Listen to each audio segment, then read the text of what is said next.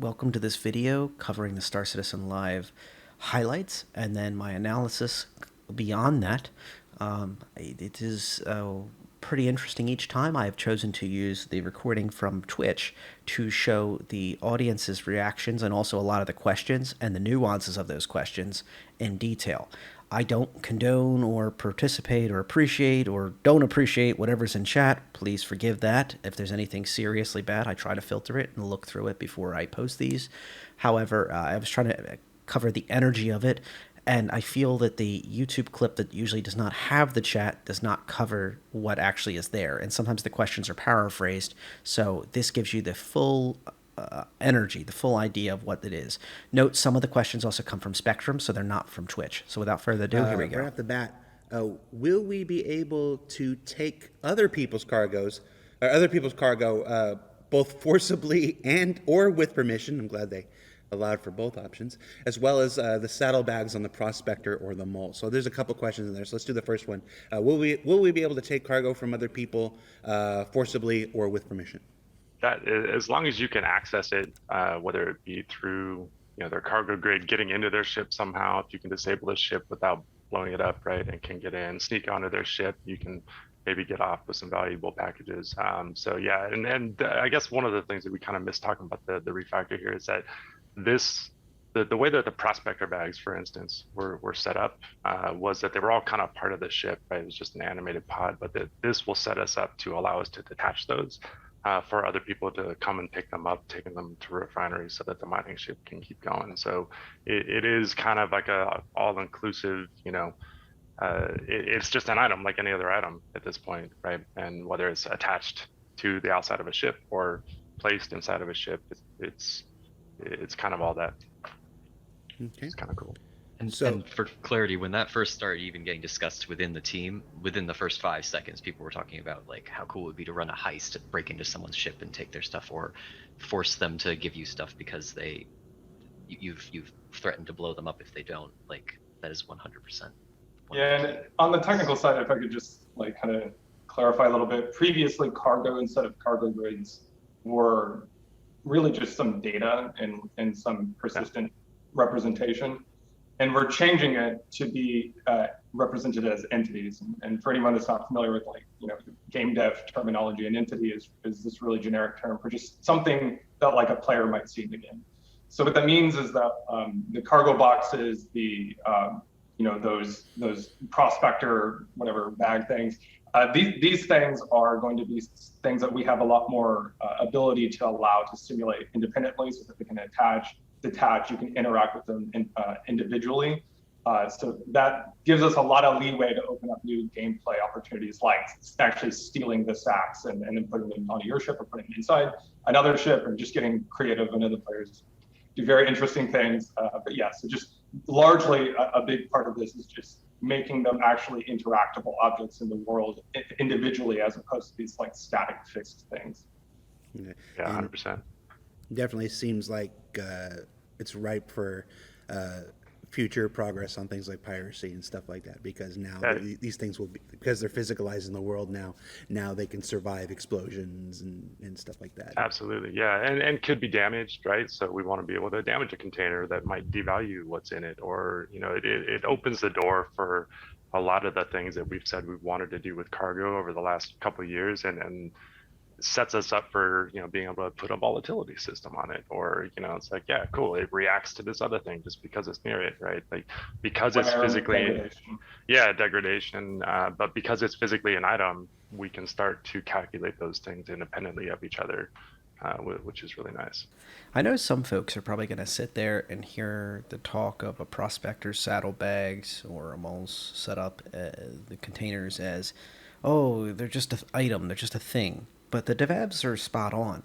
They're meant to be interchangeable. They're meant to be an item that is dropped, and then a friendly transport will scoop it up. And unfortunately, they also are a target. They are full of a desirable material. That's why you're mining it. And there has to be some methodology of give up your cargo or I'll blow your ship up, as they put. And that's why you have defenders. That's why you have, friendly lists of folks that you get along with and you try to stay in those areas. or you stay in lawful space, that there's less of a chance of that occurring, and hopefully there'll be a swift response if that occurs. But there needs to be a methodology for that to happen, both for good and for bad reasons. I thought it was interesting also about talking about the itemized cargo containers, about cargo holds and itemization of a ship. There's a discussion with persistent hangars, where really it's about persistent ships. So the ship itself will mark every single item in the entire ship, not just in the cargo hold, which is the starting point of all this. But eventually, we will see down the line ships that will mark every single piece of equipment. So if you like to leave your multi-tool with a tractor beam on it in the engineering room next to your cargo hold in your MSR, you can do that. And when you come back on that ship and even respawn that ship, it will be exactly where you left it. If you like to leave food and drink for the away team or and for the crew of the cockpit, you can do things like that. And also you can leave defensive items all over the ship. I can leave you to your own imagination of what I mean by that. But it will also open the door for sensors and scientific equipment that will allow for many different features. I can see, for example, leaving a set of binoculars on the second floor of a Retaliator, being able to look out that little window. Hopefully it'll be bigger once the pass goes by. Or, for the occupants of the back of a Phoenix that are visiting, or, the back view of an 890 jump, on the little tables all around there. And entertainment items, too. Preparing for a party or for a group of VIPs or for your own org party bash, being able to mark all that stuff. That will be part of the game, and a major part of the game. So it starts with the prospector. It starts with the cargo hold of of an airship with an internalized cargo bay or an external cargo bay, and it ends with persistence of ships throughout the entire game. So I thought it was really cool that they reflected that. There is still some question marks about ironing out certain things, but this is the first steps. In regard to the cargo refactor, will there be any Lego style or snap to option or snap to option to get boxes stacked nice and tidy when manually placed by a hand or a tractor beam or anything else? So that was one of the things when we were starting to talk about what this refactor means. This is a bigger feature that spans more than just the USPU team, and much like we're working with the actor feature team on the personal inventory and the asset manager to kind of help go with that. This is something that we're going to need to work with them on, because that's a personal player experience thing that's the mining tool or the tractor beam or the paw tool, right? So we will provide the hooks in order for them to be able to do that. We said snapping is almost a mandatory thing that we need, right? So when they're ready, it should have all the hooks they need to kind of just snap it in. And I think the first thing I would expect to see would probably be tractor beam interaction on that level, and then the physical placement probably need a little extra work just from the actor movement and animation side of things, but certainly would be able to use the same data to do the snapping.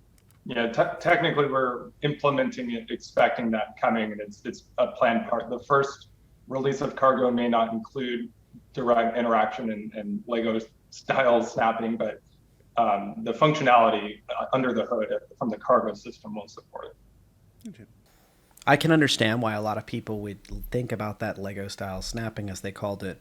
I think of games like building games like Rust, and I think of how difficult it is to be able to put things together without having a snapping tool system. And I stress to folks thinking that way that it's probably not going to be the end of the world for most cargo users, except for the most extreme haulers, because plain and simple, if you're throwing just some boxes in there, which I'm going to be brutally honest, a lot of folks, that's what you're thinking, it's not going to be a major impact. But if you're trying to eke out every single SCU of space that you're issued with that ship, it's going to become an issue. And also, I think aesthetically, even if we can get it in without such a system and get everything in, there might be some like little hand wavium button that we can basically press, like you get it all in there and it'll auto stack it for you or something. We'll see. That's all to be determined. You can see the devs are literally working on it right now. The U.S. feature team talks about how they need implementation and ideas from other teams, especially when they started talking about hand tools. So I would not count it out of the realm of possibility. They keep talking about initial implementation.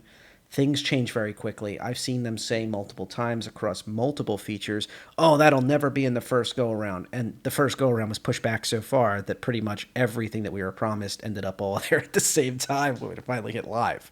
So don't put too much stock in that. Do not panic. They are not expecting you to hand stack your brand new Hull C from top to bottom and just hope it's not a leaning tower of Pisa. They will not. There will be considerations for those things. I think the gravity will be tuned up dramatically, even if they don't have Legos, where it won't be pretty, but as long as you don't overweight it or overbox it, you'll be fine. So just stay the course. Understand this first implementation will be a little messy, but I have confidence that they'll make it work. uh, we'll see. Because I've seen other teams and the U.S. feature teams themselves overcome a lot of obstacles like that. Now, without further ado, let's start talking about 314, which is coming later today. Hopefully, this render gets out before 314 live hits, which I'm very excited about. Now, folks who have been who've been paying attention to social media today have noticed that the Star Citizen account announced that 314 is expected to go live later today. Talking about 314, one of the new highlight features of that is our Ninetails Lockdown dynamic event that we've talked in the past, Ben. We have a couple questions about Ninetails Lockdown. Does this event trigger from in-game actions, or is it like Xenothreat where it's scheduled and started by the developers? It is started by developers. It's not even automatically scheduled. That's actually another step that we want to take, is allowing it to be put on basically like a calendar and put like a date and time on it.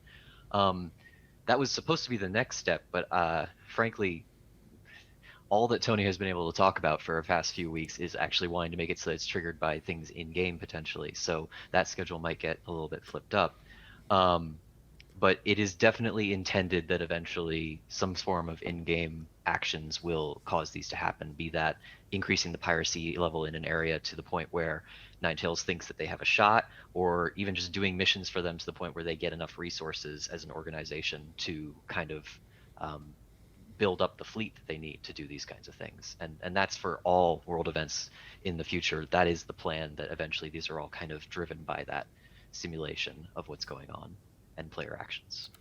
Gotcha. And if you want to know even more about Ninetails Lockdown, check out the segment we did on Inside Star Citizen towards the end of last quarter. It's available on YouTube now. One more Ninetails question before we move on, though. When Ninetails locks down a station or a landing zone, will players still passively spawn there when joining the PU, or does that affect your login locations? If it is where you were set, then you stay there. Yes, I do not do anything to affect you there whatsoever. That's not to say that we never will, particularly if in some distant future there's a time when they actually take over that station. That might have some ramifications to people there that aren't friendly with Ninetails. But for now, no, you will log back in right on that station. So there's an opportunity for some juicy game starts. Just log in casually, have a fun Persistent Universe experience, and you're in the middle of a giant PvP event. Has some knock-on fun potential gameplay of like, I need to hire someone to come in with some big guns and rescue me, and that sounds awesome in some ways, or terrifying. So next week's ISC actually is all about that merging of PvE and PvP that we shoot for in the Persistent Universe. So check that out next week. Okay. I'll be blunt with this one. It seems Jared's really on his A game today. I really like that he's very interactive with the team. He seems to work well with them, and like every team, but really, really on point this week. So I'm trying to leave in as much as possible about what Jared's responses are and the kind of his prompts for the teams to kind of react to. So what we're learning is that Xenothreat is activated by hand each time by the devs, and they're hoping to schedule it down the line, and they'll have a calendar. Now, they were very coy about whether that calendar is going to be known to the public of the community, or if it's just going to be internal. We'll see how that turns out. But very exciting stuff. I think it's going to be a great time for many players. Don't be sweating too much about the Xeno threat. I guarantee there'll be plenty of players that'll come get you to help. And if it doesn't, just switch servers. That's my advice to any player who's nervous about dealing with the Xeno threat, because it will be an amazing change, because there is that tie-in of possibly quantum jamming an entire station. But switch servers and look out the big window without having to risk your ship, or take a peek at the pads, and you will see if the players are there fighting the good fight. Procedural character generation. So let's start with the basics. What is it and what isn't it? Yeah, what is going on here?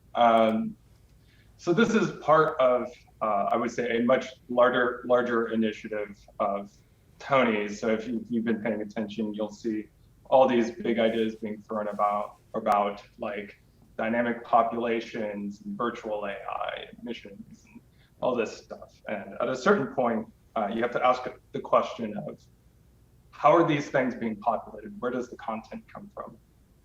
And then whenever you start thinking about that, you also start to wonder about, okay, well, what about the locations in the game? What about just the universe that we're trying to build, the number of solar systems we're intending to make?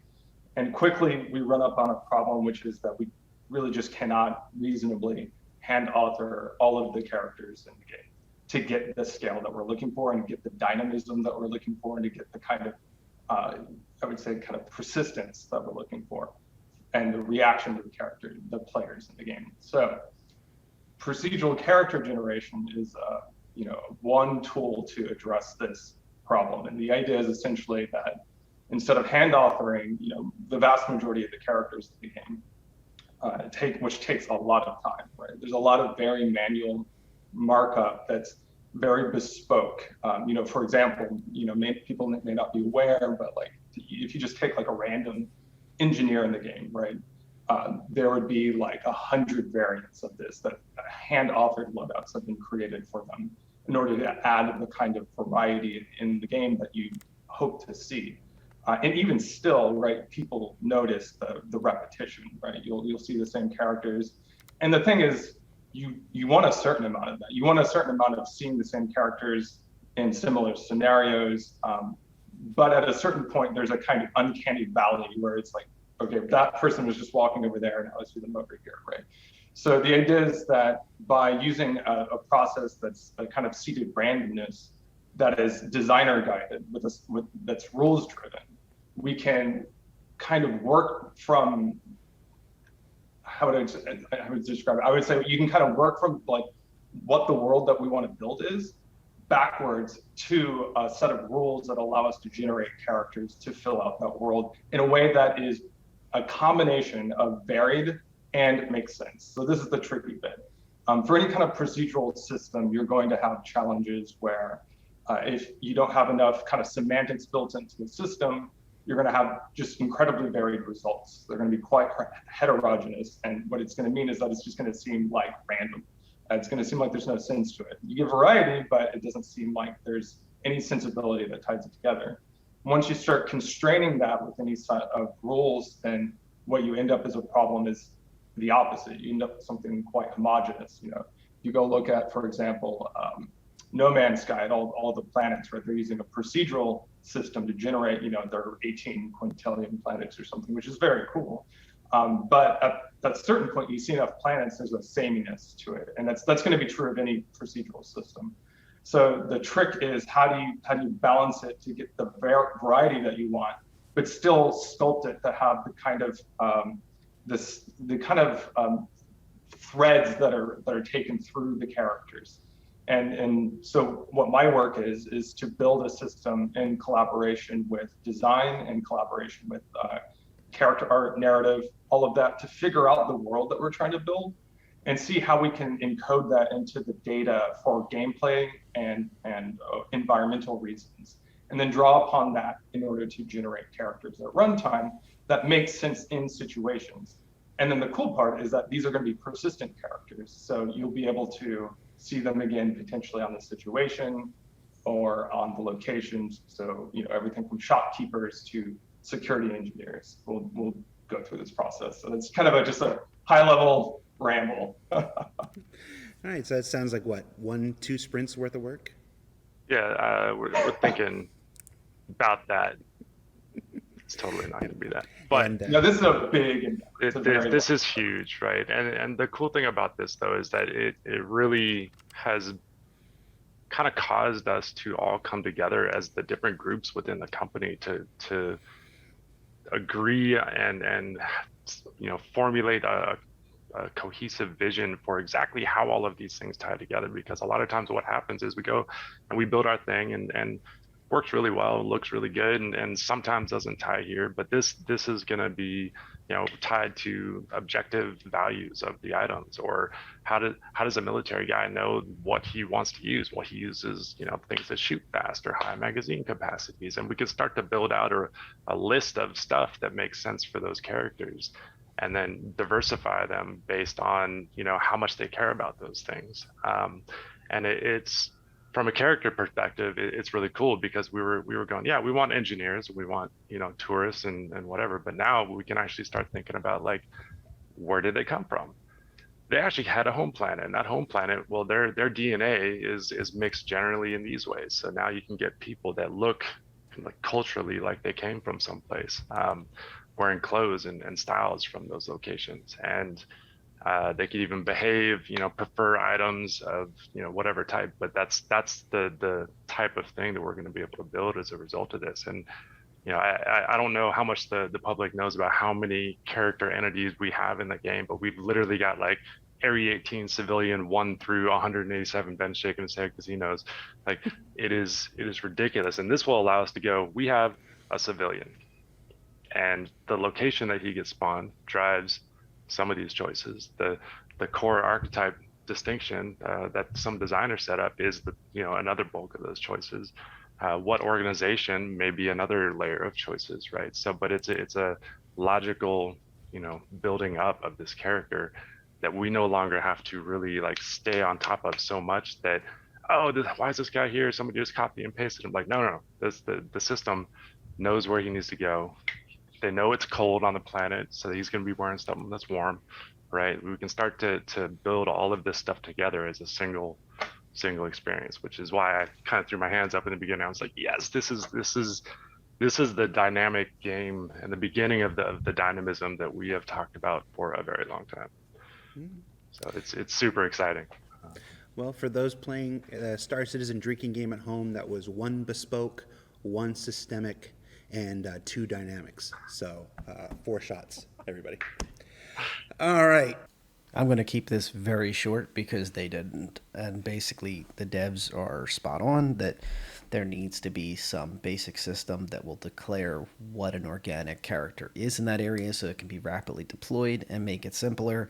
Instead of having a massive stack of just predisposed NPCs, it's a really cool effect. And once again, as we get bigger and bigger universe, that will become more and more exciting. I could even see haulers that are supposed to be from 6 systems away, that once they come out of the quanta and into they're realized in your game engine, and you're trying to attack their ship or make a deal with them, or they're stopping on your Kraken to purchase stuff as an NPC, they will look a certain way instead of having to be generated from some package somewhere. It's a completely different condition where you can procedurally generate any of these characters. I think this is a very long range view thing, but the devs even themselves were cautioning about how this is a long-term plan, and this is something that is very exciting. And I also like the fact that they said basically we're creating the engine to drive this, and then we're going to I think of a farming implement with a gas-powered engine. They're making the farming implement and then handing it to the farmer to actually cultivate the field and make something truly amazing with this product. They understand that this tool is not really theirs. The tool is the artists. The tool is the people that want to craft the world that we're making.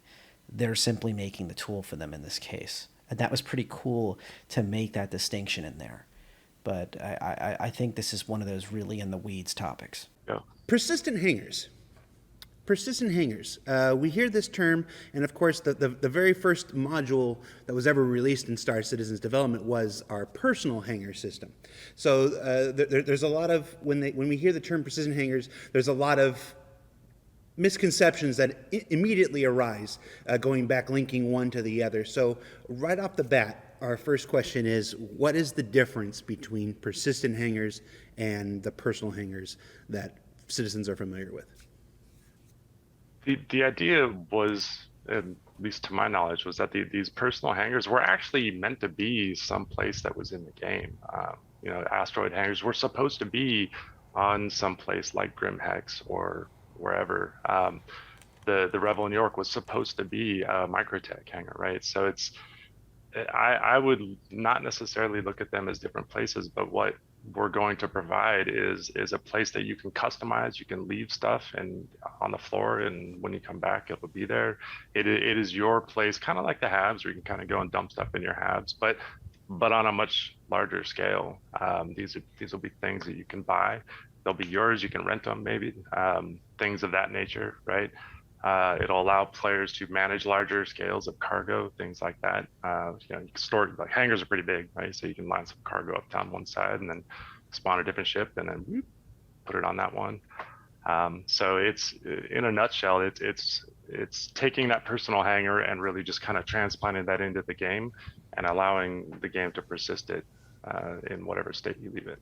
Yeah, I mean, if I could just add, I would say that persistent hangars are kind of a superset of hangars where they include the personal hangars, which are now persistent, but also will include other hangars that you could potentially interact with for other reasons.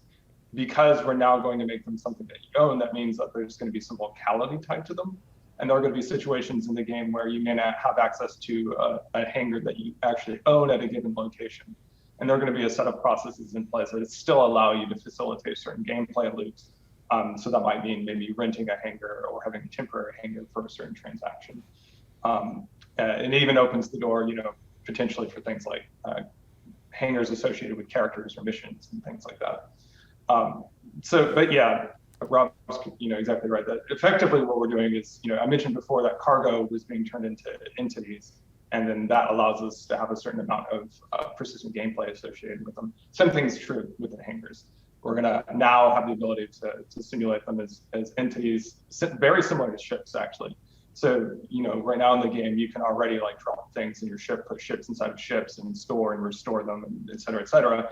Hangars are going to start acting a lot more like that. And players are going to hopefully, start thinking of them as something that's like an important part of their kind of fleet, their gameplay set. Right. So the player hangars that people are familiar with, the Revel in York and stuff like that, those are under the greater umbrella of persistent hangars. But when they see the first version of persistent hangars show up on the roadmap and eventually make its way into the game, it is not that right away. It is working with the hangars that are there in game today, the Area 18 ones and the Lorville ones, and creating persistent storage. Yeah. So imagine you're going to choose your starting location of Area 18, and then the ships that you have at Area 18, you'll have a hangar there that comes with your starting, location selection, right? And that's now your hangar. Instead of hangar 27, it's Rob's hangar, Rob's medium hangar, whatever. And just like any other hab or persistent location, you can go there. Now, the only thing that we're not going to build one hangar entrance for every single player that's actually on the server, right? Or in the game as a whole. It's going to be controlled through ATC. So you're going to contact ATC, say, hey, I'm ready to go.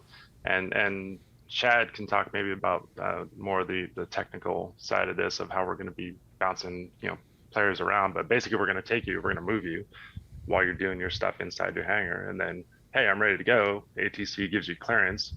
That opens up a door, doors open, you fly out directly into the city, and it's all from your persistent hangar space.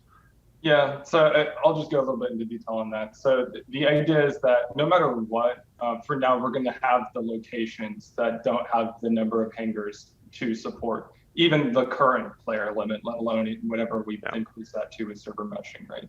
So for that reason, we're always going to have this problem of too many players mapped to too few hangars. However, we do want to maintain the kind of player experience of feeling like you do own a hangar at a certain location for even these ones where they're too few. And so for that reason, we're actually going to pin the players to particular hangar entrances so that in your experience as a player, you'll go land somewhere, you'll fly away from somewhere, and it's always from the same hangar at that location physically. Now, there is, the players may notice that there's going to be a kind of, magical sensibility to it, which because if we have 100 players in the server or whatever, or even the current 50, then the same players will be using the same hangar entrance and exits. How is that possible? And the reason is because there's some magic happening behind the hood where we're magically moving these things around and we're using zones to isolate them from each other. So that you don't see the fact that they're all getting kind of intermixed, but the experience for the players is that it's one continuous experience in and out.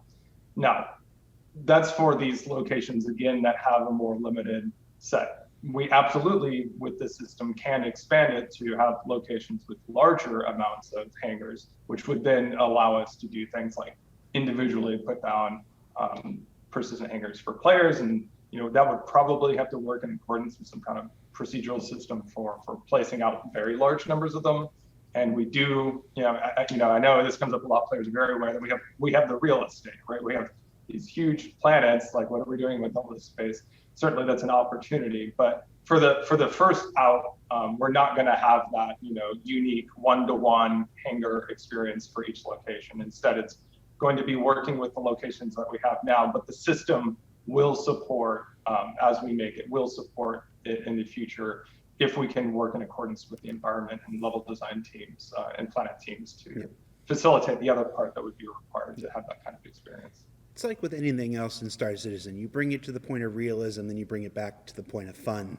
And it's people who, if you physicalized every single hangar for every single player on the thing, somebody would have to park 13 kilometers out from Area 18 and have a 15-minute shuttle ride on the way in just to sell off their stuff and stuff like that. So we have to try to find that mix and match. But of course, as the game progresses and expands and stuff like that, we certainly do have the real estate to push farther and farther towards that realism. So like with anything, it'll continue to change and evolve.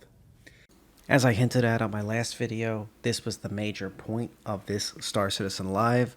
I'm glad that they really took some time to delve into what persistent hangars are actually going to be in their first iteration. It also confirms to me, unfortunately, that outposts for players, player-owned outposts, are going to be a bit further away. I was one of the people hoping that persistent hangars, when it first came out, when they first were proposed and put on the roadmap, that actually meant player-owned hangars were going to be in there. So persistent hangars were going to result in player outpost mechanics be tested in a safe environment, in a space station, and on planet side, etc., etc. And it seems like persistent hangars are going to focus on planetary locations, maybe also Orison, but I'm not going to put words in their mouth. And they will factor in places with smaller things. If you've flown to New Babbage and you take a look and you look at all the doors and you say, there's not 50 doors here at the spaceport, well, this is why that's not going to be a problem. You are literally, as I understand it, and as if I understood the devs correctly, you are literally going to have a persistent location. You bring your ship up in, you prepare your ship, and then once you're ready to go, you will you'll go on comms like normal. And once you tell the spaceport control, I'm ready to go, open the doors, they are going to move your persistent hangar to one of the actualized doors, literally turning the entire hangar into an elevator. As I understand it, I could be wrong. Correct me in the comments if you read this differently, and we can have a discussion about that. That's why we do these things. But as I understand it, every single player in the game on the server setting you can have. And I also like the fact they hinted that it may be 100 players is what they're aiming for down very soon. So that was a nice touch. So even if they had 100 players, not the 50 or so that we have now, or even the 40, depending on which servers you're on, that we have now, going up to 100, you will still all be able to spawn at that station, or that, in this case, planetary outpost. Sorry, planetary landing site. So your Area 18, your Lorville, your New Babbage, your Orison, hopefully.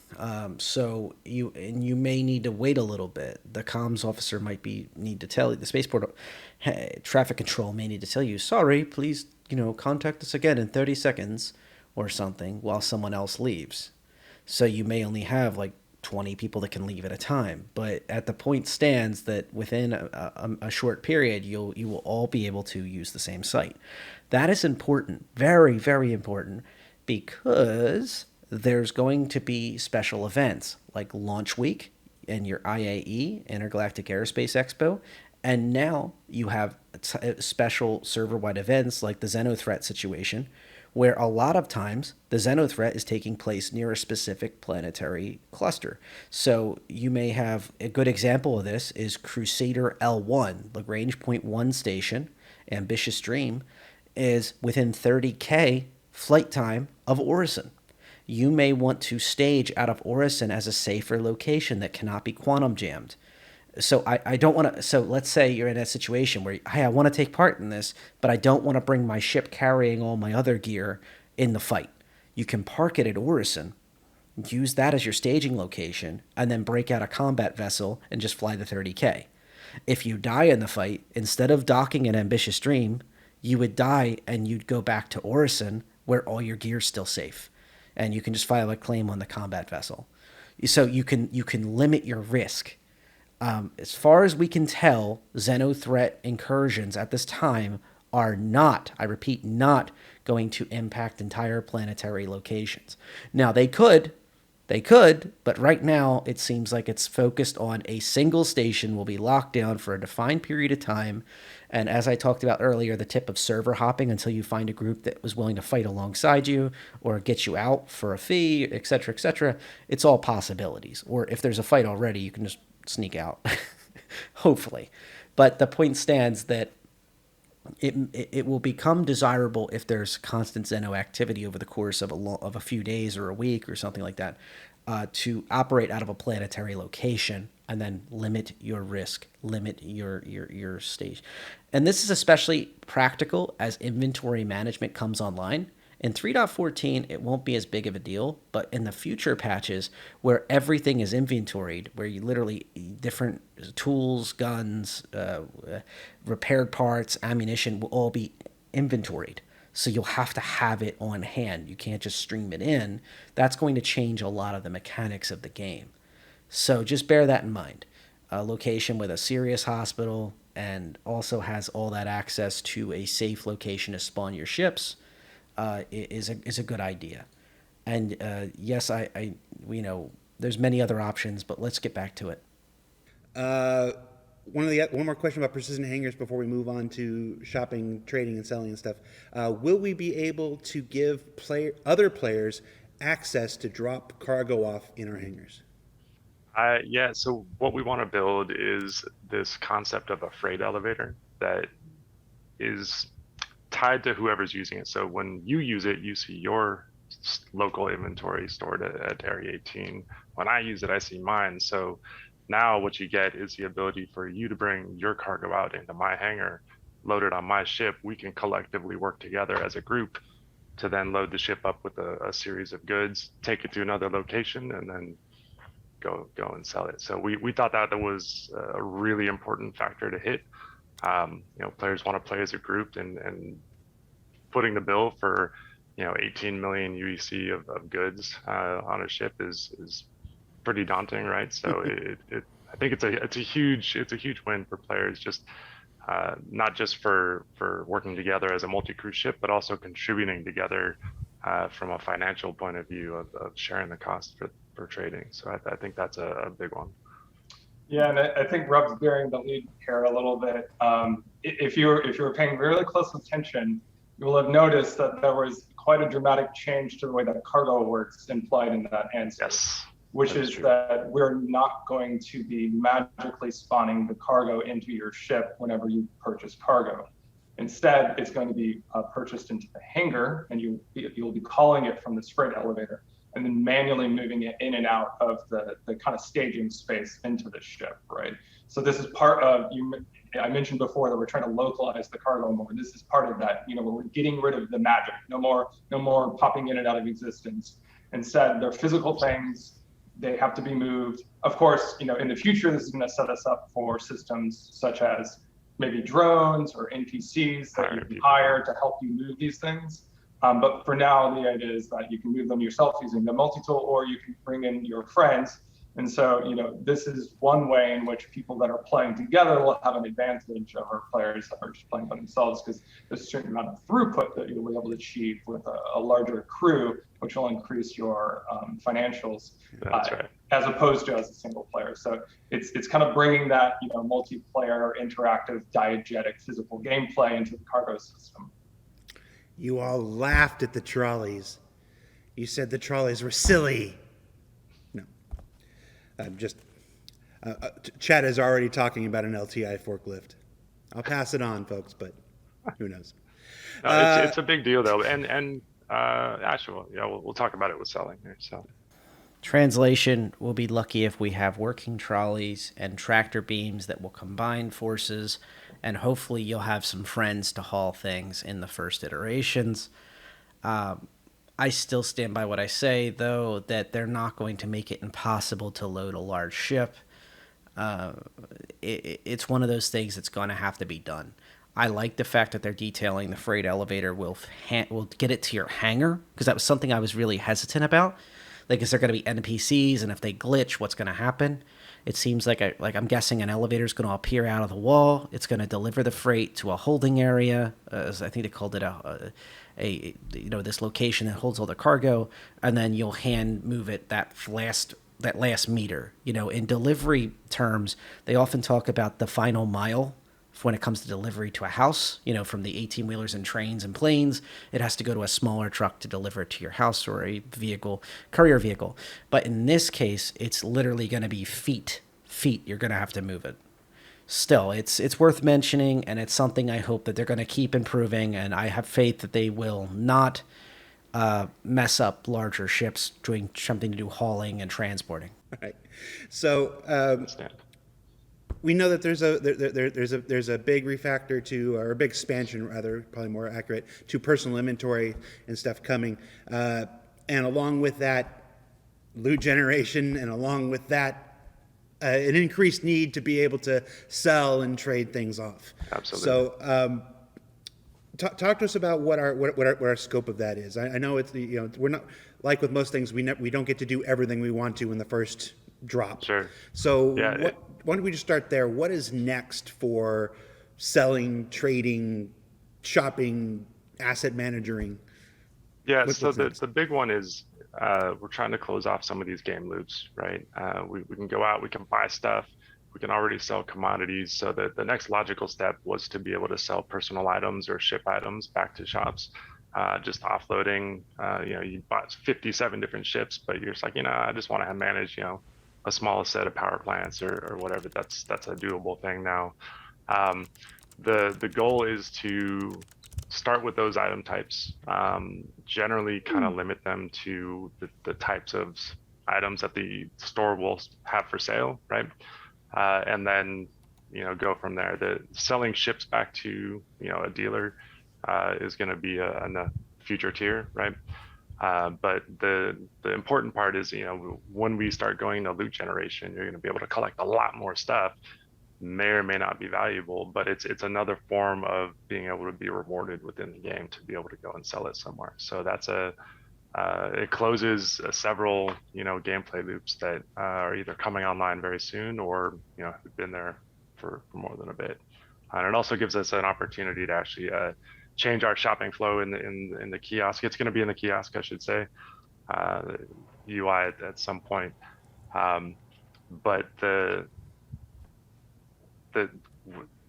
in converting it to building blocks, we can kind of re-envision that flow a little bit and try and make it a little more user friendly. Selling things in stacks, buying things, in larger volumes, and these things will all be. If you buy things, they're going to get sent to your local inventory. If you sell things, you can only sell things from your person, from your ships that are in that location, from your local storage that's in that location. So again, kind of leaning into that, items are localized within the world concept. It's going to fall in line with all that. I don't really have much to say to this because it's kind of a longer term view. I'm glad to see that there is ways to sell coming up.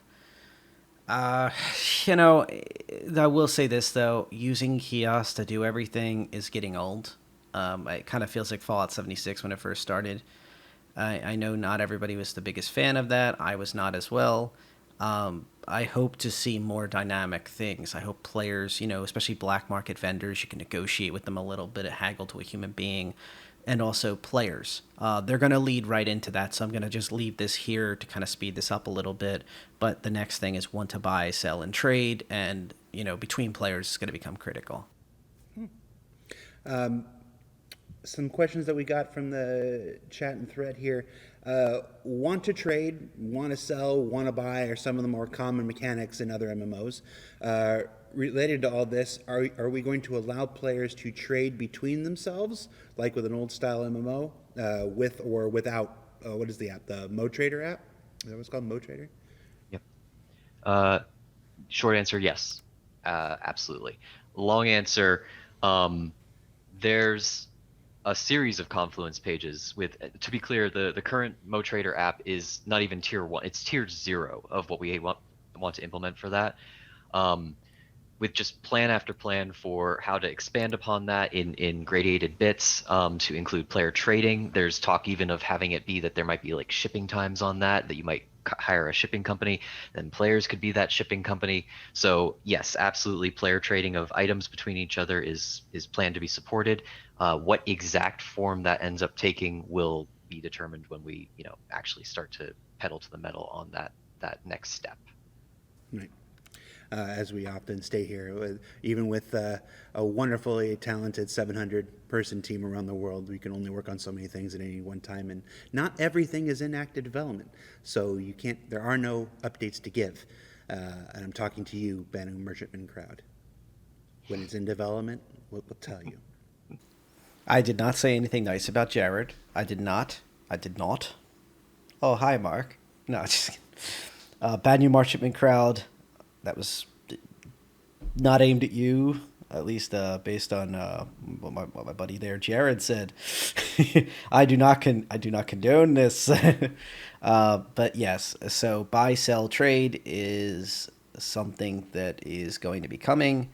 I think that it's interesting that they're talking about that the Mo Trader app is going to be much bigger. We're going to see building blocks off of it. I hope to see those type of things. I love the idea of having couriers that are NPCs, or if you really needed to get there and trust somebody, get using a player who's established in those type of businesses. I could also see people with those type of ships, high speed, low drag, good defenses, good propulsion ships that have the right agreements and the right knowledge of the systems to be able to safely navigate and get things through no matter what. Is a really cool concept, and that's just a free gameplay loop right there. Just by CIG having the courier contracts in place, bam, whole gameplay loop for an entire group of players. That is pretty dang cool, and it's a new recommendation I'm going to have for people who are looking at competitive ships to consider them for different things, especially things like yes, even the Herald would be evaluated, the 350R, the Retaliator of all ships if it gains its speed back, and a few other ships that are just desirable for those things, that are high speed, low drag, and get through fast. With the addition to being able to sell loot, are there plans to be able to resell a ship purchased with AUEC? It would be nice to be able to get rid of entries on ASOP for ships that maybe I don't care for after I have purchased them. Sure. I mean, that's the plan, right? Is we want you to be able to sell your ships back if you don't. Basically anything in the game. If you don't want it anymore, we want to give the players a way to manage their inventory and cull it down to the things that they care about. I could even see, as we re-envision the ASOP, because the ASOP's going to need to change a little bit when we do some persistent hangar work. I could see maybe even just like, hey, hide this, and show, give your the ability to just hide certain entries, but they're still there, right?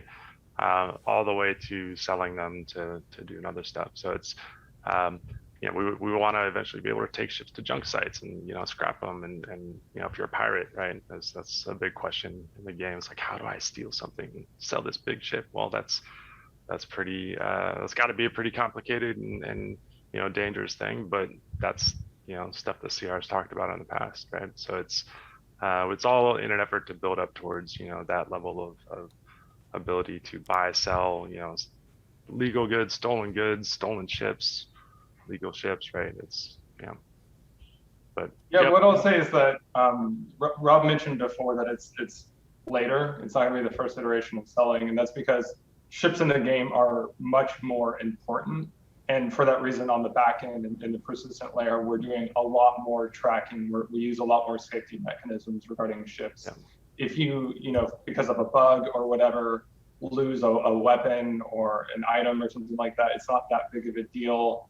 But losing a ship is, the amount of money that's going into these, the amount of time that's going into them is dramatic. So for that reason, we would have to account for that, for example, in LTP. And to date, we don't remove things from LTP. So that's as soon as you do something like that, you open yourself up to a set of bugs that you have to be very cautious about on the technical side, that you're very confident when you go out, you're not going to start just blasting people's very persistent data that they've worked hours and hours on. So we're being cautious on that part. And it's not that we don't know how to do it or don't want to do it. It's more that we want to be careful on that one for sure. I think there's also a undertone here of ships have a value, a physicalized value, a large price tag attached to them, both in-game and out of game. So I think that they're very careful with these. I could also see people getting a hold of an account and then attempting to put it up for sale in an auction system. I mean, you're going to have to at least put a timer on there, maybe even an email the account holder, letting them know that the ship is up for auction for the next 7 to 10 days or something, in order to try to circumvent those issues. And there's also going to have to be a tracking system. If there's issues or people claim there's issues, hey, I have seller's remorse, of selling that ship. I didn't mean to. Oh, I had LTI. Oh, it had 10-year insurance, etc.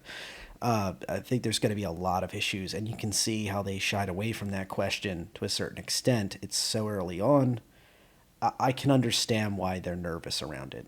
I still think it is a necessity, though, for you to be able to do what you want with your ship, even sell it to other players or trade it to your orgmates. I think also they need to figure out ship leasing between players, too. That's going to be much easier, where you still own it, but you can lease it to another player for, say, a 30-day period or something like that, which will end up being critical for a lot of orgs to be able to recruit. Come to our org if you're indie-minded. You can rent a prospector. We'll give it to you for rental for free for 7 days. If you earn your keep, you get it for 30 days. You'll get on your feet. We'll help you buy your first prospector. Then we'll let you work towards a mole and help you get to that and guide you through the process. Same thing for combat pilots. Same thing with logistics pilots. I could see a lot of organizations using that as the carrot to be able to start building their ranks. Will there be more reputation stuff for people on the wrong side of the law? Absolutely. Definitely. And that's not even, I'm not even saying that as like a far off, super distant thing. I literally spent yesterday setting up some data for it. When it comes out will be a question mark. Keep your eye on the roadmap, as Jared is so fond of saying. But there is planned support for pretty much any kind of gameplay in the game with reputation. The idea is that what you guys enjoy doing, we want to kind of support with that reward system. If that means hauling cargo from place to place, there will be reputation for it. If that means shooting people along a trade route as a pirate, there will be reputation for that, both good and bad. If that means stealing Big Benny's machines and going and building weird Neolithic monuments on a moon for some reason, I'm sure Narrative would have a problem with it, but there might be a reputation for that with some weird organization. So yes, there will be reputation for illegal things, for nonviolent things, for all kinds of things. Yeah, and we've talked about pyro quite a bit. It's a big thing, right? And that's more of an outlaw system that's going to be coming online. So it's definitely going to be more relevant as we get into that. But yeah, as for now, we're focused on design wise, we're building out the structure behind the scenes of how this is going to work in the game, and that's actually something we're going to talk about in a bit more detail with CitizenCon. Yeah, So we're excited to show you some plans for that.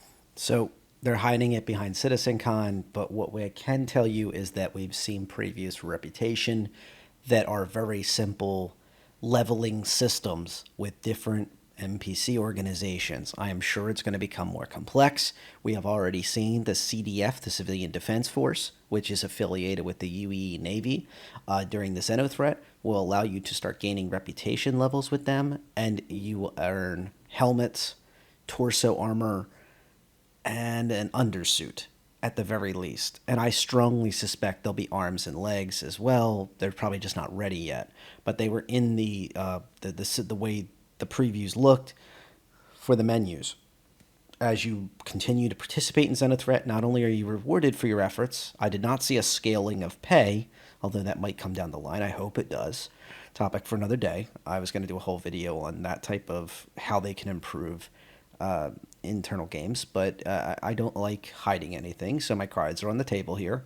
I think there should be a scale of pay with Reputation, and also those in-game rewards. If you see somebody running around with the full set of CDF armor, or what is considered a full set of it, you can know that they've been at the very least at the top ranks of the CDF response to the Xeno threat. It doesn't guarantee they're a good guy or gal, but it does mean that at some point they were. And that means that they would have to garner a ton of reputation over the span of a lot of events and not be a bad person during all those events, or they would have that reputation struck down very fast and very quickly. To give you an idea, a single homicide gets you kicked out of the event for the good guys. You have to go handle that crime stat, whether you pay, whether you hack, whether you go to prison, whatever you do. Based on my testing, that seemed to be the hard limit. A little bit of crime is okay. You should still get your crime stats sorted, but once you start getting to serious crimes that the game considers crimes, you're going to have a bad day if you try to stay with the good guys. So now I don't know how that's going to be when comm links are down, and if nobody witnesses it happening, et cetera, we're going to have to test that. That's the whole point of this. But it's very exciting stuff. I think that there will be a lot of reputation at play, and I'm going to leave it there for now. I think that CitizenCon, they're dancing around that you will start getting reputation with Ninetails, and I'm guessing they'll have their own version of armor or Raiders gear that looks very intimidating to help you look even worse. Like, hey, I've been a bad guy for this long, helping out the pirates, fear me.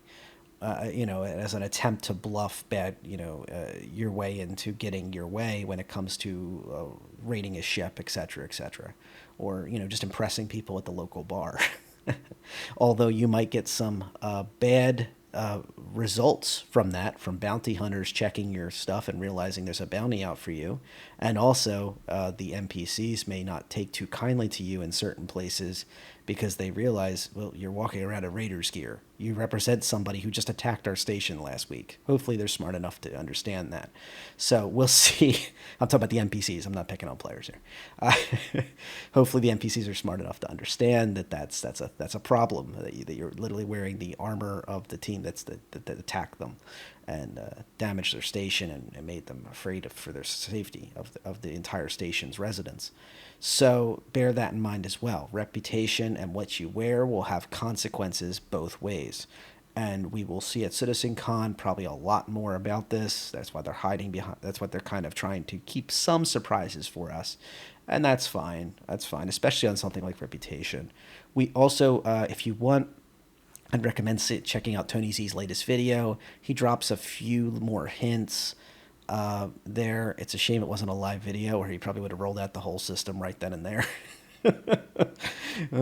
But we got to see quite a few hints that explained a lot of things and how Reputation is going to function at the universal level. And one of the key things he keeps hitting on in his video that was recent, I believe it was last month, he hit on the fact that they are focusing on Reputation that will carry over multiple systems.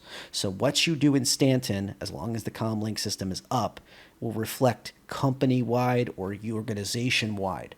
So if you pick a fight with the UEE, they may over time, and you keep doing it, they will remember you, and you may be 3 systems away, and they'll still be pursuing you and realizing you're not such a good guy, and vice versa. The pirates may like you because you're a pirate, So just bear that in mind.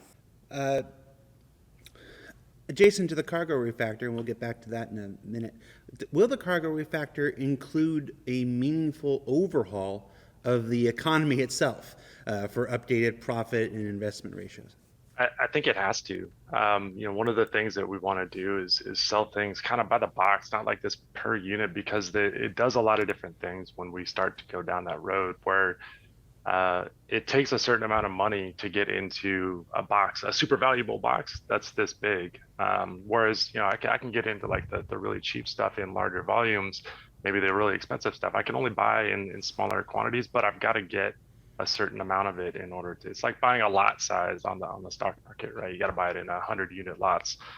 Similar principle with what we want to do for the cargo, and it kind of ties to the whole sea and these large containers that we need to have to facilitate those. But I don't see how we can't do that. Like it's mandatory, 100%. I think that's a pretty interesting perspective on the economy I didn't think of, is that ships that have specialty cargo holds that are designed to be unscannable or reduce scanning, like double-plated hulls, hopefully the Taurus is coming with. We still have yet to have that officially confirmed, but it's supposed to be there.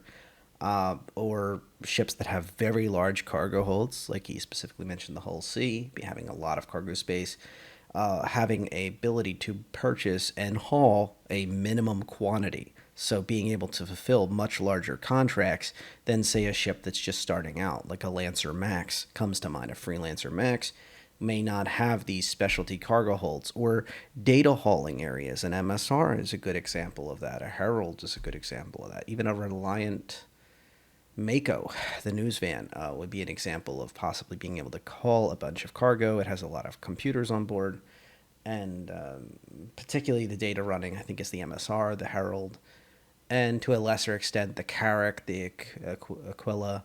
These ships that have the ability to have an immense amount of cargo for storage of data points, maps, and other files that would become very valuable.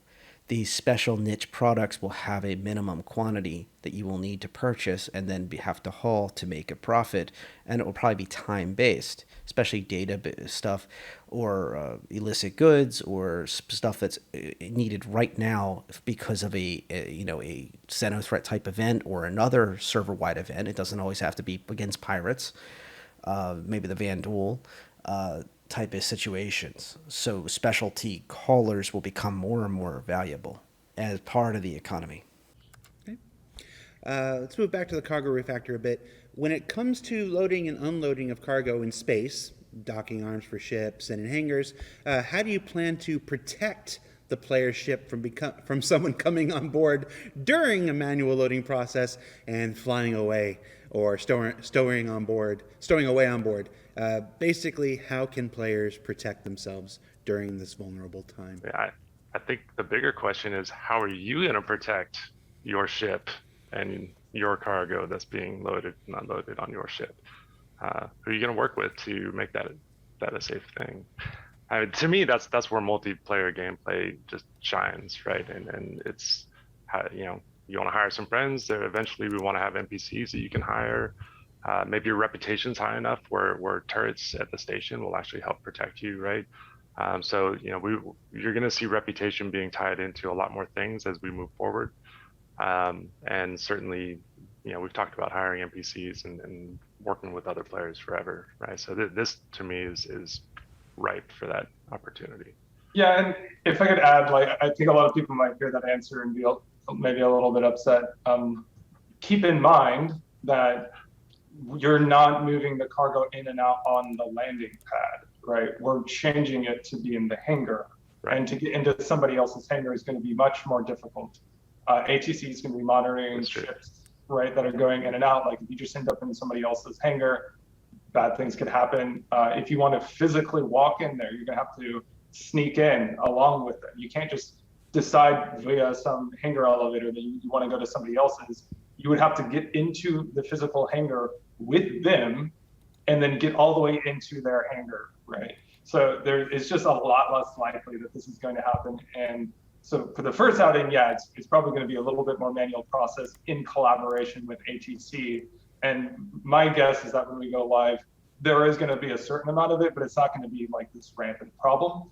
And then even if it does end up being like that, we can always do things like introduce maybe like a security system, and maybe that's something you have to opt into. You know, I don't know. We'll see how it goes.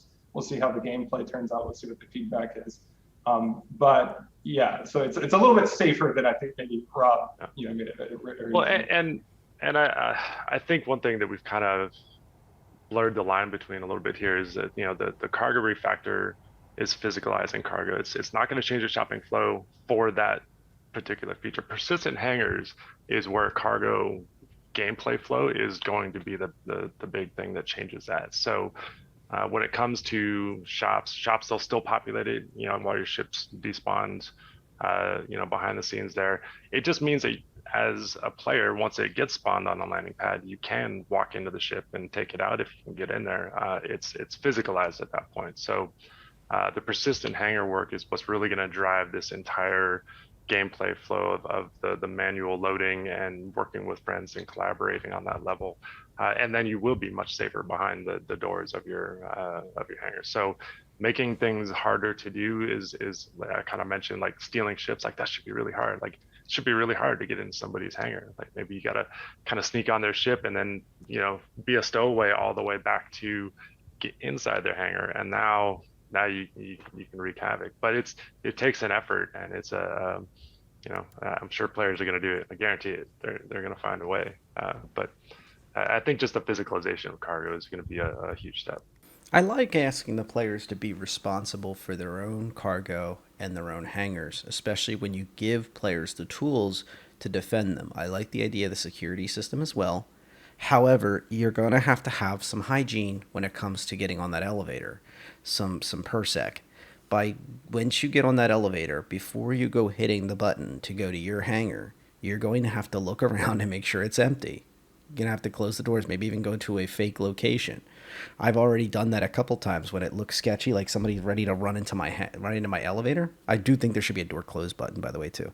But I'll pick a random other hangar or pad out of station, and then twice, not once, twice, I've had players run into the elevator at the last millisecond. And once I actually had a good little discussion at global chat, like, why did you do this?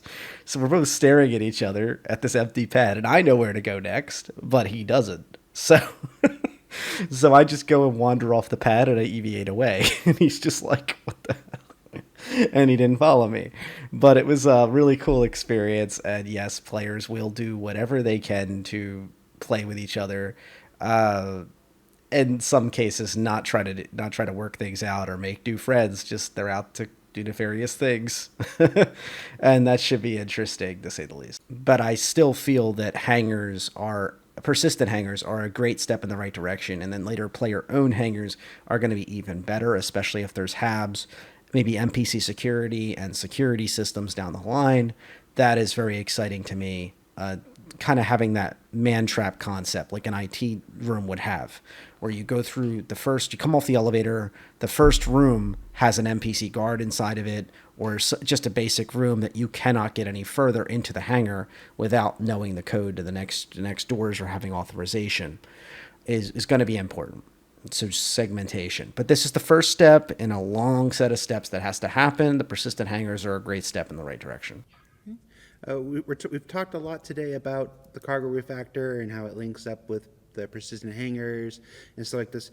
Where do cargo decks come into this equation? You know, we released them a couple patches ago. They famously looked great, but were less filling as far as the gameplay content. How do those work into the new picture? So there are hangars at those stations, right? Cargo decks are places where you make your purchases. We originally intended that to be where you can kind of drive renting space. We've actually since talked about some additional possibilities of how we're going to manage your overage and is it capped? Is it just per unit, like you pay for the storage that you request for? Maybe that gets way more expensive the more you get closer to certain levels that small stations may not have a lot of space, and once you get up to like 1,000 SCU, like, man, that gets really expensive, and it's just not worth it to store that much stuff there. So I'd see it maybe morphs a little bit over time here, just as far as the original intent.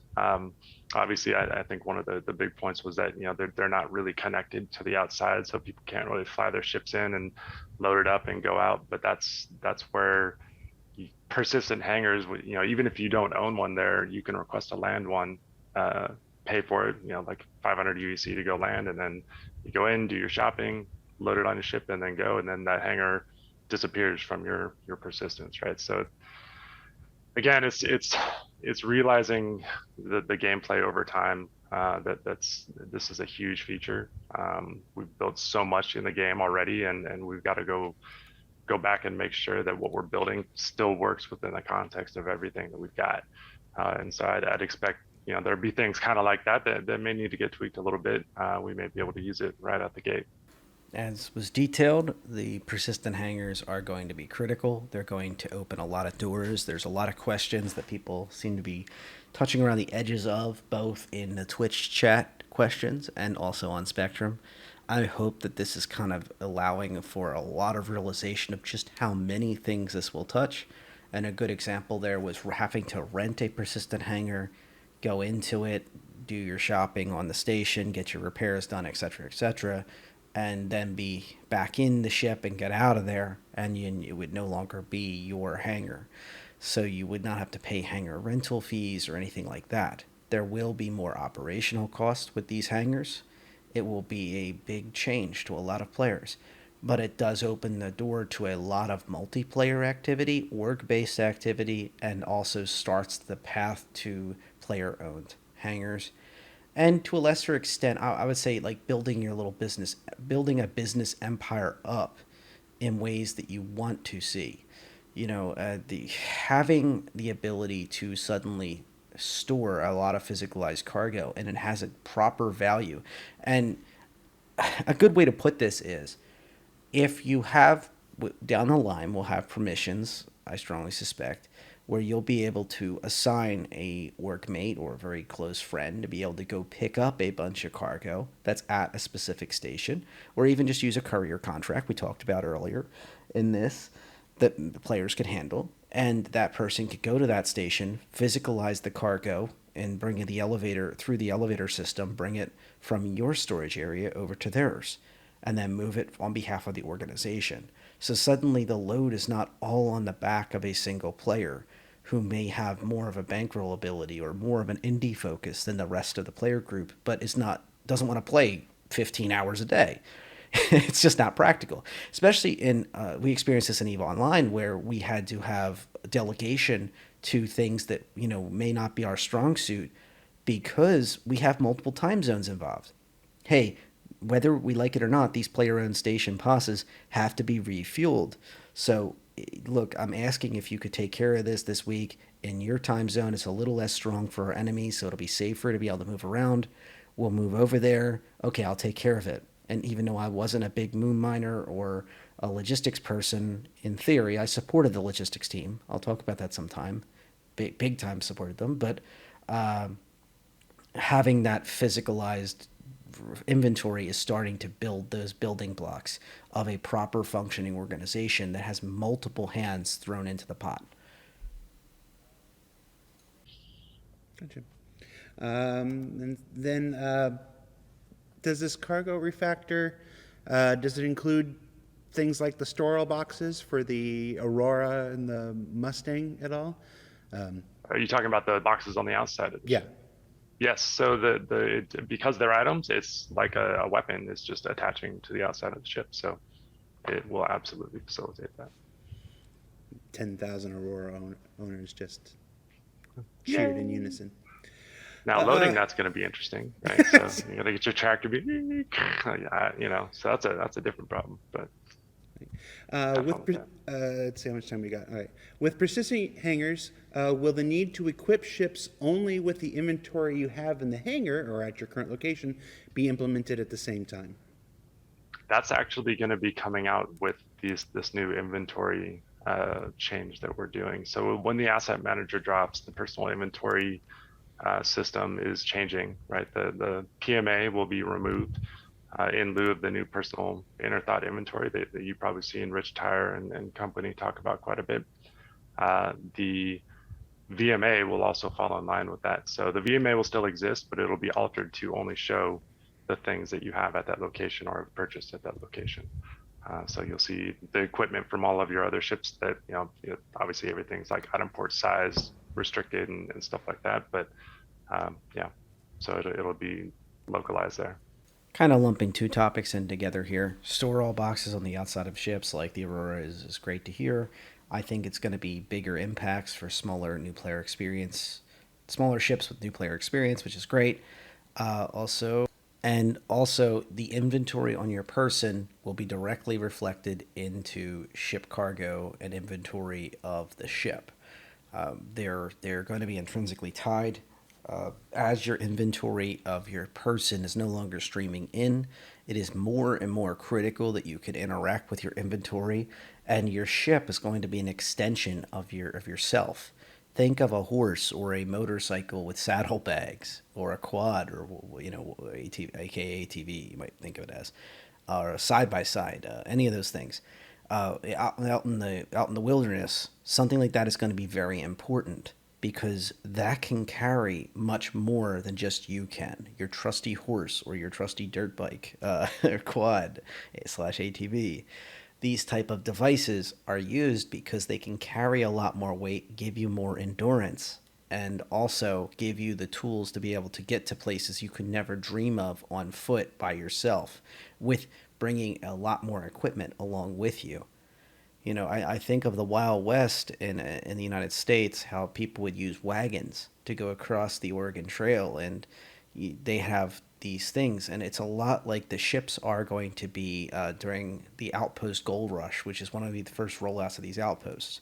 I foresee players, when they finally do release Outpost, as fighting for turf that is all around lucrative caves and other mining locations. And as more mining type of desirable locations come online, they will suddenly be more and more important. Wildlife is going to be another type of gold rush, and farming locations that are desirable, that are in freezing cold climates of microtech.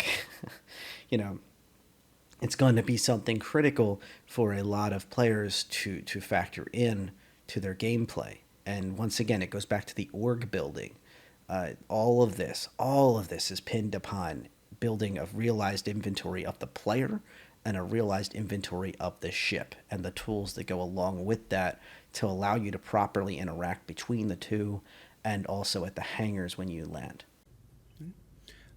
With things like persistent hangars, the physicalized inventory, asset manager, all that stuff that we're talking about that's coming, how does prison factor into that, and being an escapee?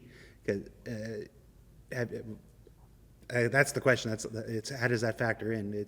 I guess in what way? Like getting back to your At what point do you get all of your stuff back? Because when you show up in prison, everything famously disappears. Sure. Well, I think it works even better, because we've had to actually hack the inventory to work around that fact, to hide all of these other things that was previously in a global inventory.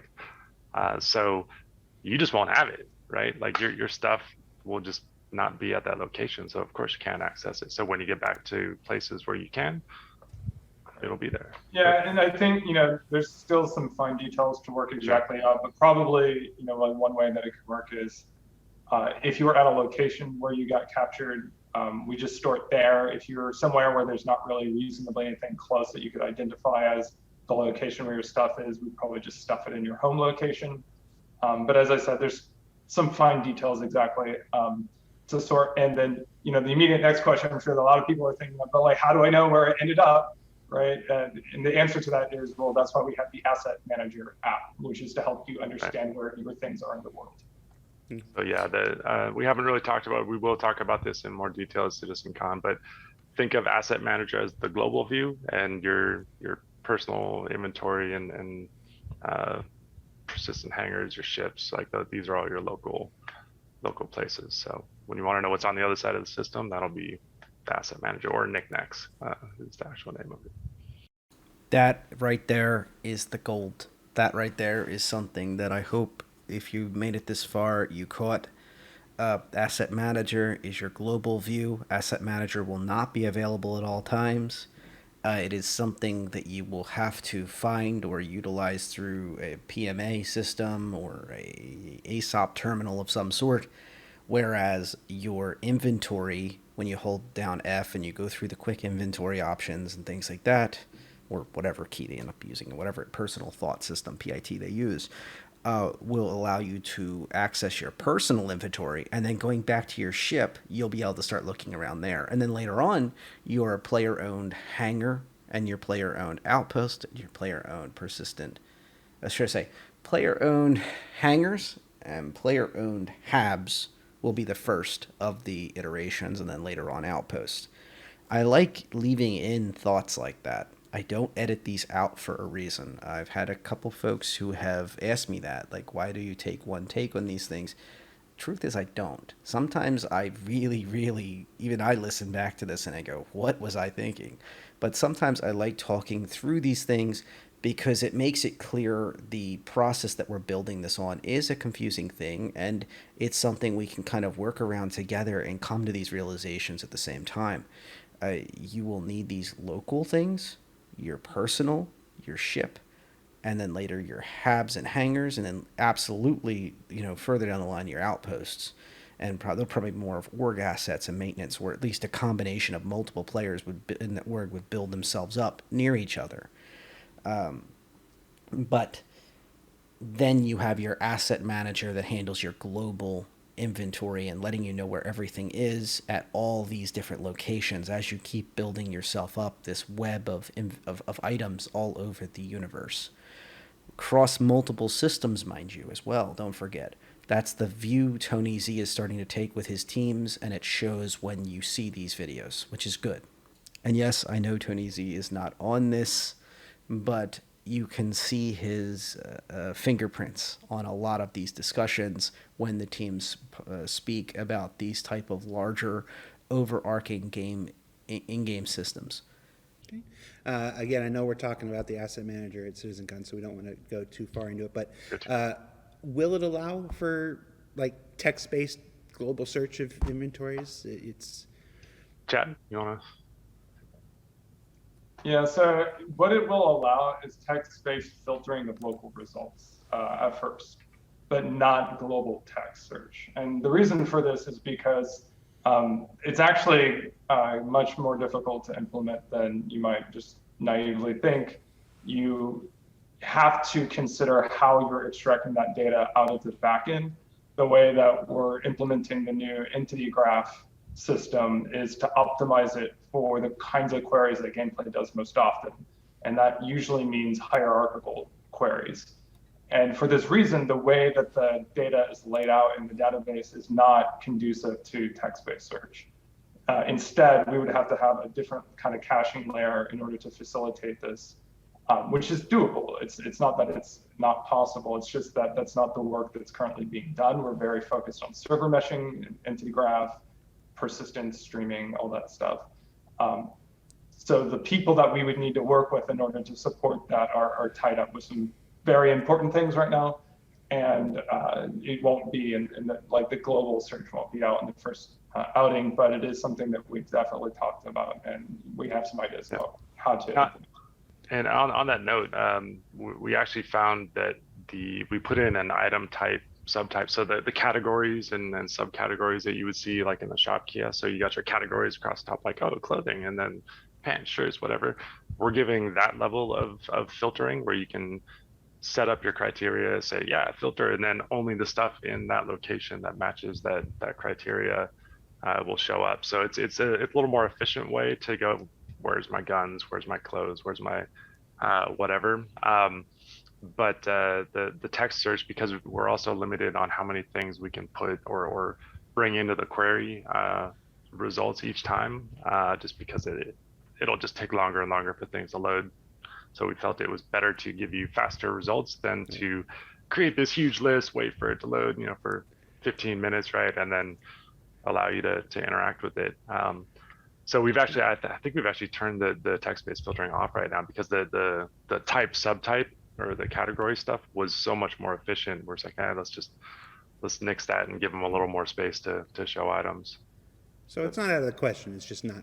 No, it was one of the first things I wanted. I'm like, I want to type, much like we have in the friends list in the front end, right, where you can start typing somebody's name and see them, pop up in the list. Like, that's exactly what I want as a player. And I want to be able to type keywords. I want to be able to type, like sniper or, bullet or whatever. That's as a game that manages so much stuff, we have to have those quick and easy ways to not just figure out what it is, but where it is and what I need to do to go and get it, how much of it I got, right? What quality, what shape is it in? There's a bunch of stuff that will be coming into play much more as we move forward.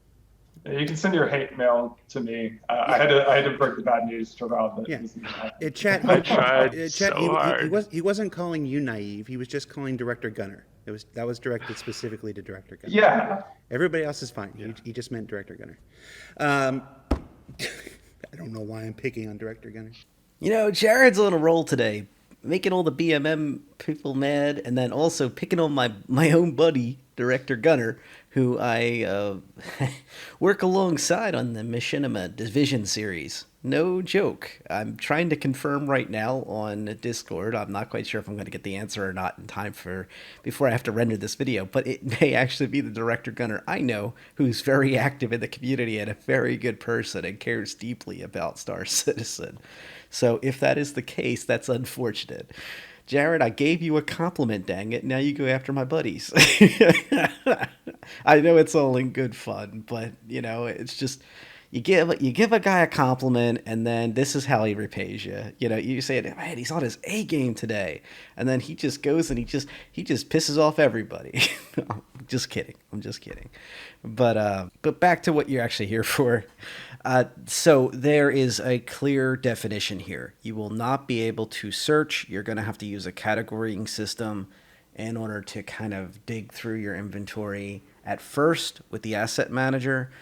We'll get more answers at CitizenCon, which I love the fact they're not being super coy about this time around. They seem to have loosened up a little bit, at least about this topic. They're very proud of their work, and they want to be clear about what the expectations are, I suspect, as well.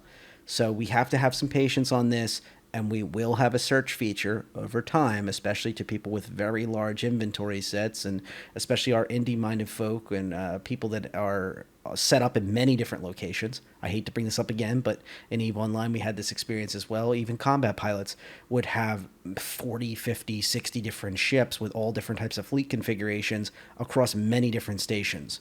And if you're lucky, the ships may have been named, long range or something to give you some aspect of what exactly it was. So being able to view through an inventory global system is going to be imperative to be able to know what you're doing. The idea of moving across even 2 or 3 systems to get a ship and then find out it's the wrong ship or the wrong piece of material you were looking for, or not be able to find it in a reasonable amount of time, is going to be very frustrating. But we're going to have to pack our patience with this system and see how this all rolls out. And the final product should be very, very good. Will reputation affect selling price or taxes on trading or selling loot at some point in the future? Absolutely. Absolutely. That is one of the core. So there's a portion of reputation that is like one of our very public, very core plans of it. That is perks. You've got a very small amount of that you saw with the bounty hunter reputations, where you get a little bit more mission rewards as you rank up with certain organizations. This would fold under the expansion of that into much more varietous and much more interesting perks. That's actually one of the simpler ones, frankly. It might be a specific shop if it's like a little mom and pop store that you've gotten a really good reputation with that specific person, or it might be company wide if there's like Garrity Defense, then you can get all of those various stores. But yes, absolutely, when you're selling and taxes and all of that could be affected by reputation in certain areas. Yeah, buying and selling.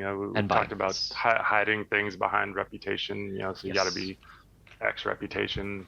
You got to be a private with us in order to buy our weapons. We also wanted to, it ties into subscriber flare as well, right? Like we've always talked about wanting to put a subscriber shop in there. So guess what? Subscriber is just a reputation that is a Boolean on or off, And that is kind of like one of the core, when we say like, oh, this thing will give you X item, it generally will more give you access to X item. Yes, and exactly. That's why when you fall below that rank, we aren't going to take that out of your inventory, because that's just rude, frankly. It's that item might decay to a point where it is broken or needs to be repaired or something, and you won't be able to get back until you're back in working order until you are above certain reputations, or get a replacement until you're above that. Yeah. So, and as we move forward with the game, obviously wear and tear is going to become much bigger of an influence over your gameplay. Like right now, we do a lot of things with ships where we basically just give you all brand new, stuff when you claim insurance. But eventually, the intent is that like your parts are wearing out. So if you lose your rep to be able to buy, have access to it, you may not have to, or you may not be able to get it repaired by them, or you may not be able to get another one. So I can't express how fundamental reputation is to our progression system enough. It is huge, and it's going to be tied into as many things that make sense, but it's going to be in most of the stuff that we work on. It's going to be a factor. And as a follow-up to that subscriber flare thing, we're talking about many subscriber flares get lost throughout the course of adventuring in the Pristine universe. So we're talking about an easy place for people to go back and reclaim the things that they have already. Yeah, I mean that's an interesting point. Typically, with the players are just doing like character resets and getting their stuff back, right? Reclaiming it, like we have talked about, if you lost it, maybe at some point somebody could find it, right, and then it gets returned to your home location where you can go and pick it up. There is talks about how we can do that for some of those key items, like the subscriber things, or like the things that you paid real money for, or the special stuff, right?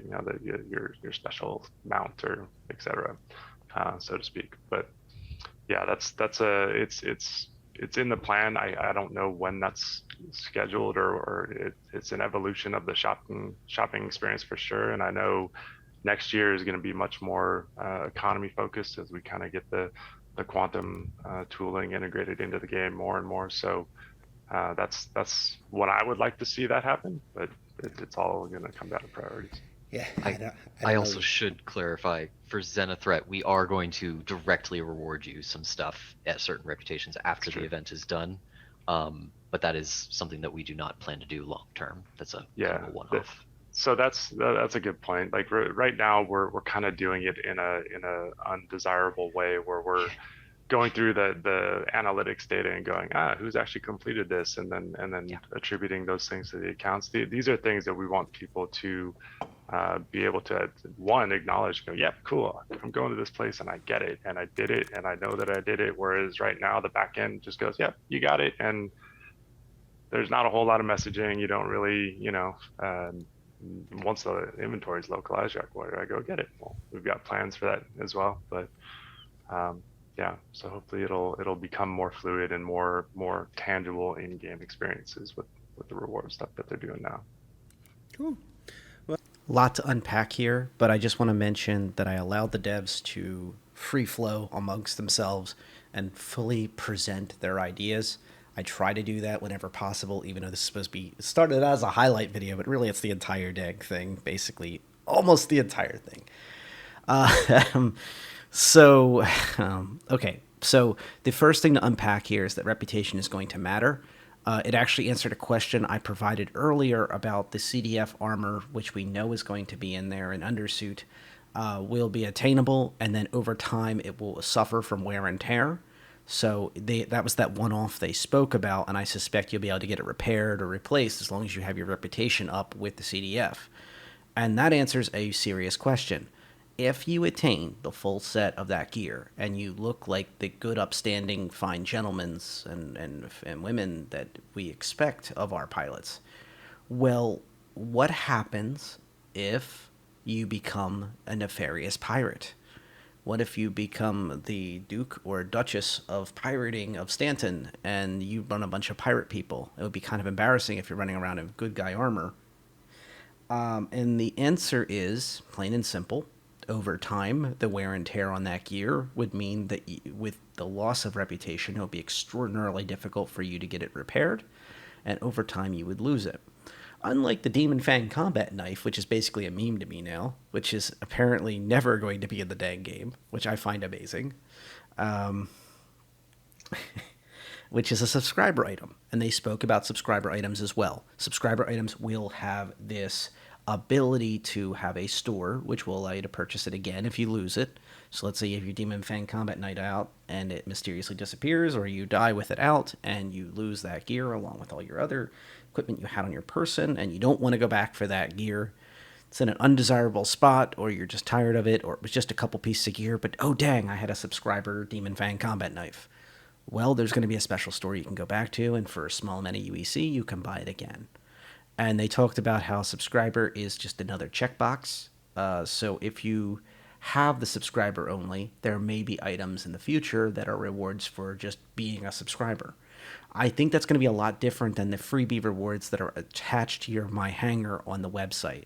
Which, by the way, talking about the other topic, the global search system in game, we need a global search in the My Hangar feature on the website.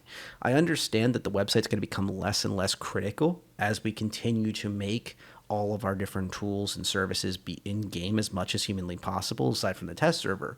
In access. However, it's still going to be a thing for your subscriber attachments, and for your, what I mean by that is like your subscriber renewals, and also for paints and other things like that. Even when all the ships are in game and in-game purchasable, you're still going to use the website for a few things. So I just think the My Hangar system should have a search and preferably even a filter system as well. But topic for another day. What I do, and not as a third-party item. I know there's plugins. I prefer it to be an official attachment to the system. So on the flip side of that, I can see a lot of issues with reputation. I hope not every single thing is attached to reputation, because there will be ways that I hope people don't get, let's put it this way, get tricked into suddenly being a gunner on the wrong kind of ship, and they are on the wrong side of the law, and they're basically forced to be a part of the ship, or they're going to lose all the gear they're carrying. Well, you have to have some way to be able to dig back out of that, I hope. If you've got some nefarious things you just did, or just, goodness sake, for fun. Once in a while, it's fun to switch hats. I'm not advocating one way or another, but I hope that the reputation system is not this insurmountable pyramid where you cannot get back down from the top or something like that easily. And get back up. So I hope that they have some type of system. I know with the AI on ships, they talk about how it has over time a decay. So if two different ships shoot at an NPC, Javelin, or an Idris, or whatever side of the good guys, bad guys you are, the ship will fire back. But the one that shoots them the most recently will be more likely to be targeted the most by that ship. Now remember, neither one will focus fire. Fun fact, AI ships traditionally do not focus fire because internal testing shit, it wasn't fun to just get blapped off the field in seconds. Much like player hurricanes need to be fixed. Topic for another day. You can tell I'm getting towards the end of a very long video when I get loopy a little bit. But long story made short, I hope that type of decay system is applied to reputation, especially when it comes to if you have a very long-standing tradition of doing the right thing or the wrong thing, that if you flip the script even slightly or work for a different company, it's not just good guy, bad guy type situations. There's also a morality focus here that we need to really think about. And That's true. But there's also working for companies. If you need a lot of UEC fast and you might work a lot with the Crusader Industries folks, but they're not very strong in the system you're in, you may suddenly find the need to go work for another company that may not be in the interest of Crusader Industries. And if they catch you working for this other company or stealing their information or something else, they will not take kindly to that. I hope that there will be some way for you to be able to repair those ties in a reasonable manner so you don't lose access completely to that redemption pathway. I'm not saying it shouldn't hurt, but it shouldn't be like this insurmountable wall that you just cannot move past, because that's not fun. That's all I have to say about that. It's more of that tactical view of this reputation system that I'm focusing on, because that seems to be the thing I'm worried most about. Because on its surface, the overall system is great. I love the idea of this global reputation. I love the idea of all the organizations and factions all having reputation systems. I think it's really, really a cool thing. I think it'll unlock a lot of interesting gameplay. Like, it'd be really fun to, even like species-wise, I would love to see the Banu. If you're trusted enough, they suddenly reveal how they're dealing trading with the Vandul, and you might even be able to get in on that trade if you're like a really bad pirate and you really don't like the UE that much. It'd be kind of hilarious if that was a pathway. But of course, the Vandul might betray you at any moment, or the Banu might betray you because they have a better deal on the books. So you can see where this can go. It's just those tactical things. I hope that doesn't destroy your ability to have other types of gameplay experiences because of that. That's all I have to say about that. Well, gentlemen, that's it. It's the end of our show. That's it. Congratulations, you made it to the end. All that's left is for Chad to show us what that thing in the background is and how it works. It's a power cage. It's for weightlifting. You gonna show us, or? He doesn't know how it works, though. It's... All right, that's it. That's. Why don't you come over and we'll discuss that? Cool. Thanks for spending your time at the end of our week here on Star Citizen Live. That was Chad. That was Rob. That was. Can I point in the corner? There we go. That was Ben. We're gonna throw a raid. I think we're gonna throw a raid. As I was just finishing this recording, it went live that they are putting up a maintenance alert for 314 Live. So not only is it confirmed via Twitter, it's also confirmed via maintenance. You will probably be listening to this already when 314 is live. And this is an invitation. So my in-game name is Redjay, Redjay, all one word. Feel free to add me, and we'll explore Orison and wander around in all sorts of fun stuff in Xenothreat. So if you do get a chance, please stop on by.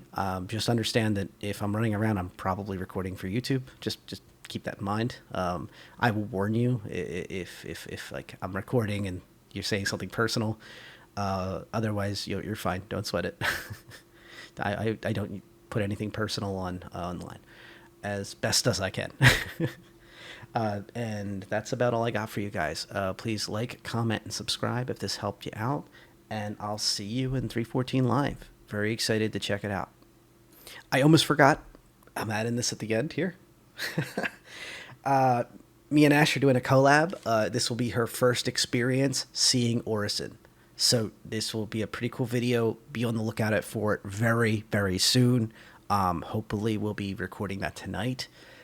So this is going to be a really fun type of experience. I've been all over Orison throughout the development of the 314 PTU cycle, and she has not seen it once. Not once. And she has specifically avoided doing previews of it to try to have that wonder and that awesome experience from the ground up. And she has a very keen eye for details. So it should be really fun to see another creator's experiences. And we'll hopefully get a video out about that on her channel, Awesome Ash. So be on the lookout for that. And of course, I'll promote it as well as a collab. Thanks again for your time, and thanks for making it this far. Take it easy.